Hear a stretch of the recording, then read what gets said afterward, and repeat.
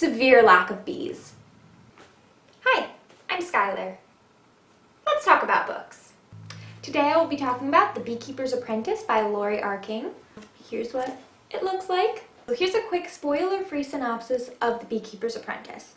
Set in World War I, Sherlock Holmes is now retired and residing in the countryside to be a beekeeper, among other things. He meets a young girl one day who's a genius, and he ends up taking her on as his apprentice, and then they go on to have adventures and solve crimes and various shenanigans that usually happen. The main plot line of the book is them trying to hunt down sort of this one main villain who has taken to antagonizing them after they busted one of his or her schemes. There are also some various other little mysteries along the way with smaller time villains, but the main plot, the overarching plot, is about catching this one villain.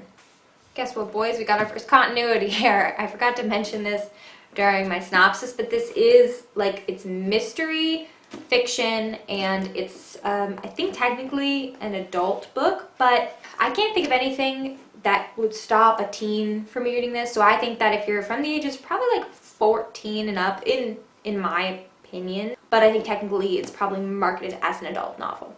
So wanted to mention that real quick. I just want to do some real quick trigger warnings because I think that more things should have those, and since I read this and you didn't, and maybe you are triggered by one of the things I'm about to talk about, I can tell you about them. So a lot of this, if this was on AO3, I think would fall under canon typical violence. But just in case, I'm just going to break it down real quick. So we have suicide mention and suicidal ideation. They're basically from the same thing. It's not that heavy. It's a very short paragraph, and they don't go deep into the feelings. They just mention it mostly in passing. It's not that intense, and it didn't affect me at all. So in my opinion, not that bad. But if you have any problems with those and you don't want to read even briefly about it, then, skip this book. There's gun violence. There were guns in the time. There's a car accident. There's a kidnapping. That's one of the plot points of one of the mysteries. There's injuries. And there's violence, which is just, there is violence, and bombs. None of it, in my opinion, was that bad. However, if any of these are a no-go for you, leave this video now, skip the book, whatever you need to do to take care of you is most important. Unfortunately, all I can really give this book is a 3 out of 5 because while the premise sounds amazing and the cover is beautiful, the actual execution leaves much to be desired, in my opinion. Warning, warning, warning. There are spoilers from this point of the video onwards. I have saved you from spoilers up until this point, but if you were just tuning in to find out a quick synopsis and not have the end spoiled, get out of here now. Go somewhere else. If you want to read it without it being spoiled, leave. Okay. Alrighty. So unfortunately, we are now on to dun dun dun, my opinions, of which I have a lot of, almost all of the time. So my main notes, the characters, Sherlock's pretty annoying throughout the whole book, which I can't really fault the author for because Sherlock was kind of annoying in the original series too, in my opinion. But unfortunately, Mary Russell is also the exact same brand of annoying, and it's just too much annoying for me. Both the kind of smart, where they think that they're right all the time, and because they're smart, they're somehow more capable than everyone else. They also both have this whole book, Watson's in it, and yes, they do admit that obviously everyone loves Watson, as they should, but they do kind of leave him out of everything, and they do talk about him in sort of the, oh, Watson's dumb kind of way, which that's my least favorite aspect of the Sherlock fandom, is when people are like, oh, Watson's dumb.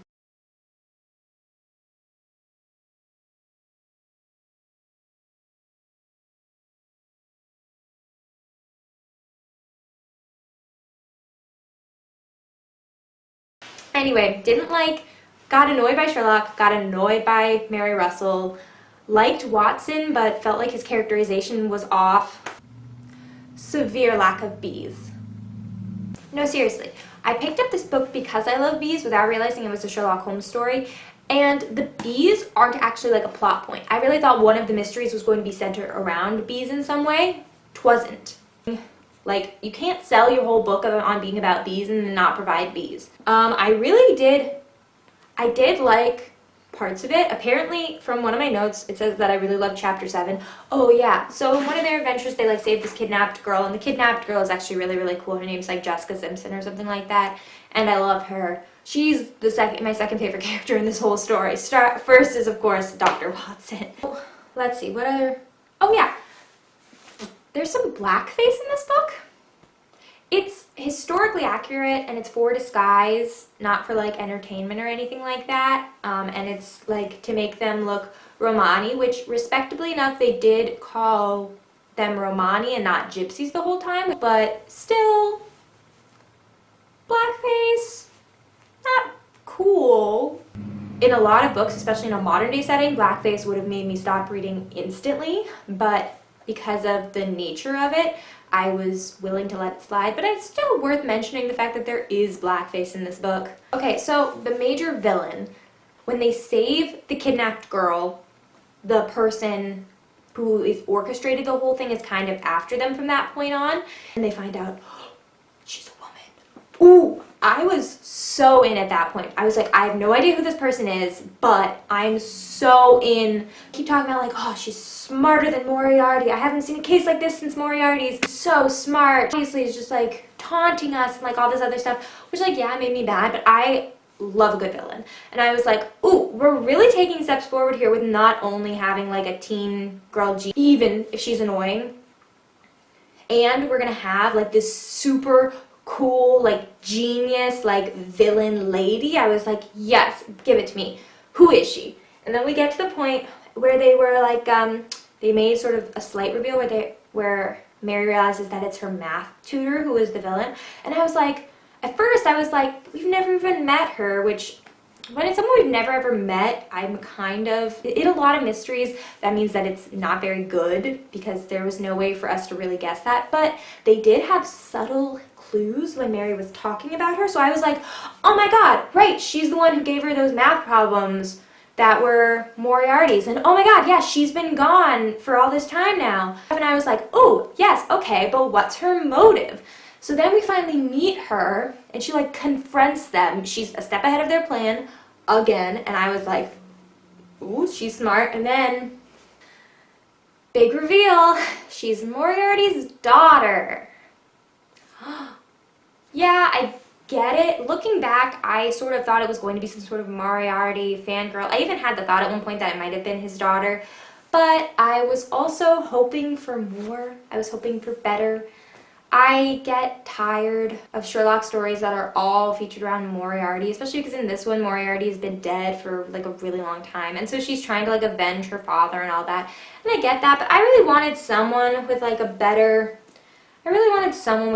motive. I wanted it to be more of a surprise. I wanted it to be better written, more well constructed, because it wasn't obvious, I guess, but it wasn't very much of a surprise, and it wasn't a good surprise for me, so I was frustrated by that because the math tutor thing made me so excited. They like offered a good mystery and then they yanked it away.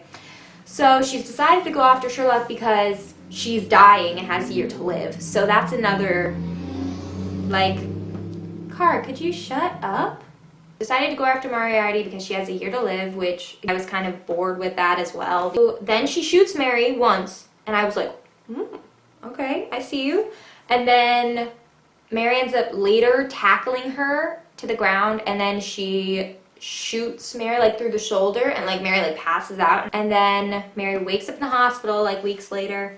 Sherlock is like, she's dead, don't worry. And I'm like, what? Why is she dead? And it was like, oh, the bullet that went through your shoulder struck her right in the heart because she was under her. And I was like, oh, come on. It was a really disappointing ending scene for me. Like, well, it wasn't the ending scene, but for the climax of the book, I was so disappointed. Like, oh, another thing I didn't like, Mary has this like dark past that's kind of clued to like in the beginning, and then they don't mention it for long enough that I completely forgot about it, like to the point that literally when it came up again I was like, what the frick is this? And I was like, all right, that thing. Yeah, so we know both of her parents are dead in an accident, and that's why she's living with her super mean aunt who's barely a character.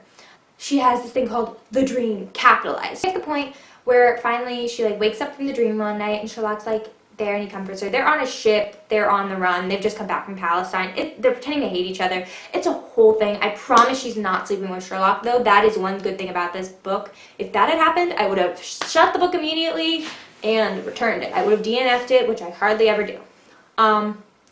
Anyway, but he's there and he like comforts her, and she has all this survivor's guilt because her family was in this terrible, terrible car accident that she thinks is her fault because her parents and her younger brother and her were all like on this car trip up the mountain. They're all in like terrible moods. Her dad was about to go into the army. She wanted to go away with her friends because she was like 14, you know. Like they're all like in a super bad mood.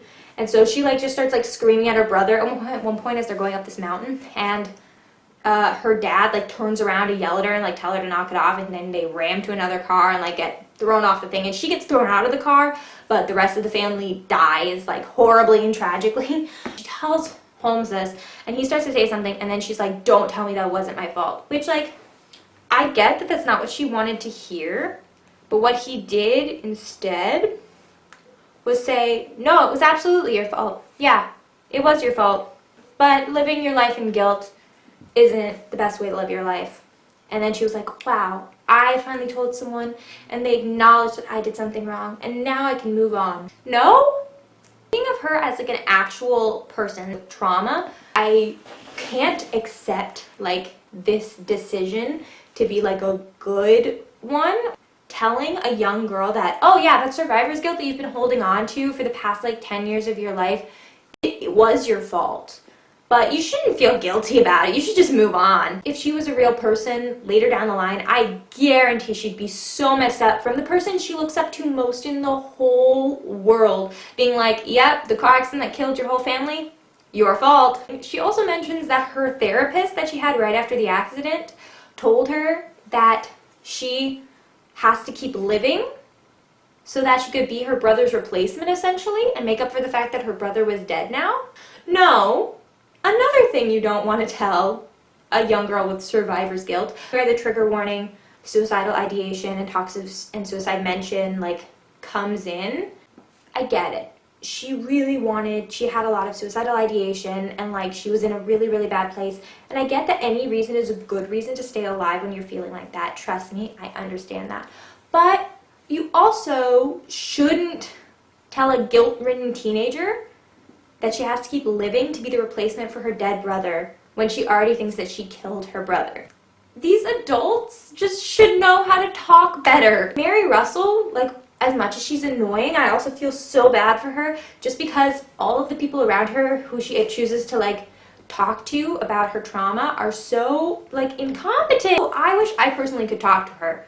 I wish she had talked to Watson about it. They talk about Sherlock's cocaine addiction, but they talk about it like an addiction, which is, again, pretty cool. Okay, they do take part of a paragraph pretty late in the book to roast Henry VIII for, like, they didn't really need to. It wasn't, like, important to the plot, but they do take a while to roast Henry VIII, which is pretty fun because I, too, love to roast Henry VIII. Oh my god, Mrs. Hudson. Mrs. Hudson is, like, Sherlock's, like, housekeeper. She's a lovely woman. Mrs. Hudson, like, smart, kind, hardworking, amazing, no nonsense. Love her. I wish this whole book was about Watson, Jessica Simpson, the child, and then Mrs. Hudson. Like, God, that would have been nice. The second to last chapter was funny, apparently. Yeah, it was funny, actually. Or maybe it was the one before that. So it was supposed to be the last bit of rising action, and I don't feel like it should have been as funny as it was. It was very funny, though. Oh, and then I got annoyed by the villain, too, because she was, like, when she was monologuing, she was just annoying. I was doing so well, but now that we're talking about Moriarty so much, I'm thinking about Sherlock Gnomes. Okay, here's a part where I got vindicated about something. So earlier in the book, they were like, they had to hide out because people started putting bombs on their doors, and it was Patricia. Anyway, that was a whole thing. And so they go and hide out at Mycroft's place, and then they're like, they have to make sure to message Mrs. Hudson and Watson to make sure that they're going to be okay, because someone seems to be going after Sherlock and his closest, like, friends, so obviously, you know. Gotta check on Watson, and they're like, Watson, stay away. And then he comes anyway in, like, deep disguise, and they're like,